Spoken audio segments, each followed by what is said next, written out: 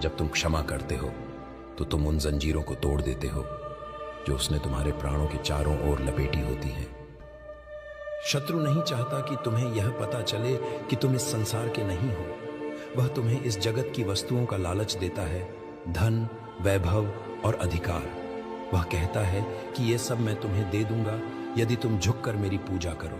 परंतु क्या लाभ यदि मनुष्य सारा जगत प्राप्त कर ले और अपने प्राण की हानि उठाए।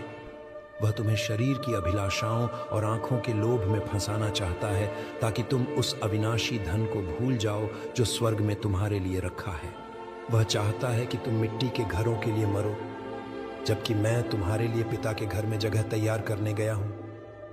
वह नहीं चाहता कि तुम ये जानो कि तुम यहाँ केवल परदेशी और यात्री हो और तुम्हारा असली घर स्वर्ग में है। वह इस बात को छिपाता है कि वह पहले ही हार चुका है।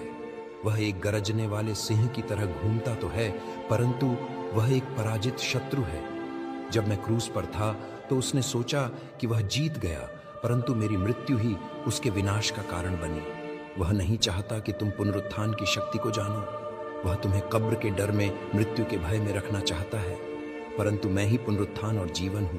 जो मुझ पर विश्वास करता है वह यदि मर भी जाए तो भी जिएगा। वह चाहता है कि तुम हार मान लो, तुम निराश हो जाओ और यह सोचो कि अब कुछ नहीं हो सकता। परंतु याद रखो, जो पत्थर राजमिस्त्रियों ने निकम्मा ठहराया था वही कोने का सिरा हो गया। तुम्हारी कमजोरी में ही परमेश्वर की सामर्थ्य सिद्ध होती है और यह वह रहस्य है जिसे शैतान तुमसे ओझल रखना चाहता है। शत्रु यह भी छिपाता है कि तुम्हारा विश्वास कितना बड़ा पहाड़ हिला सकता है। वह तुम्हें छोटी छोटी बाधाओं से डराता है। वह चाहता है कि तुम अपनी समस्याओं को बड़ा देखो और अपने परमेश्वर को छोटा। वह तुम्हारे मन में संदेह के बीज बोता है, जैसे उसने हव्वा से कहा था, क्या सचमुच परमेश्वर ने ऐसा कहा है? वह आज भी तुम्हारे मन में यही प्रश्न डालता है। वह नहीं चाहता कि तुम यह जानो कि तुम परमेश्वर के स्वरूप में रचे गए हो। वह तुम्हें जानवर के समान केवल अपनी इंद्रियों की तृप्ति के लिए जीते हुए देखना चाहता है।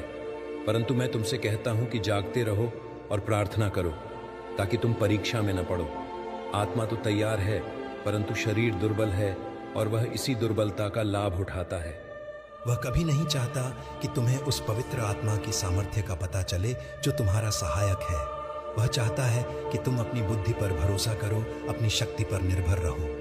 वह जानता है कि जब सहायक तुम्हारे पास आएगा तो वह तुम्हें सत्य के मार्ग पर ले जाएगा और तुम्हें वह शक्ति देगा जो संसार नहीं दे सकता। वह चाहता है कि तुम अनाथ महसूस करो, परंतु